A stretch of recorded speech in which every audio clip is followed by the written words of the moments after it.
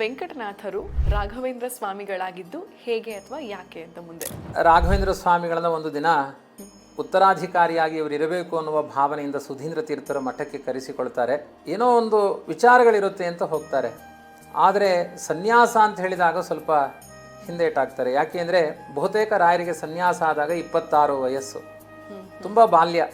ಅವ್ರು ಹೇಳ್ತಾರೆ, ಭಾರ್ಯಾ ಬಾಲ ಬಾಲಕೋ ನೋಪನೀತಃ, ಇನ್ನೂ ಸಣ್ಣ ಮಗು ಉಪನಯನ ಸಂಸ್ಕಾರವನ್ನು ಮಾಡಿಲ್ಲ, ಹೆಂಡತಿ ಇನ್ನೂ ಬಾಲ್ಯದಲ್ಲಿದ್ದಾಳೆ, ಅದ್ರ ಜೊತೆಗೆ ಮನೆಯಲ್ಲಿ ತುಂಬ ಸಮಸ್ಯೆಗಳಿದೆ, ಬಡತನದ ರೇಖೆಗಳಲ್ಲಿದ್ದೇವೆ. ಒಂದು ದಿನ ಪ್ರಾತಃ ಕಾಲದಲ್ಲಿ ಶ್ವೇತ ಅಂಬರಧಾರಿಣಿ ವೀಣಾಪಾಣಿಯಾದ ಸರಸ್ವತಿ ಬಂದು, ನನಗೆ ತುಂಬ ಸುಂದರವಾದ ವೇದಿಕೆ, ನಿನ್ನ ವಾಗ್ಮಂಟಪ, ನಿನ್ನ ನಾಲಿಗೆಯಲ್ಲಿ ನನ್ನ ನರ್ತನ ಸೇವೆ ನಡಿಬೇಕಾಗಿದೆ, ಅದನ್ನು ಅಂಗೀಕಾರ ಮಾಡಬೇಕು ಅಂತ ಸರಸ್ವತಿ ಹೇಳಿದ ಮೇಲೆ ರಾಯರು ಮಾನಸಿಕವಾಗಿ ಸಿದ್ಧರಾಗ್ತಾರೆ ವೆಂಕಟನಾಥರು.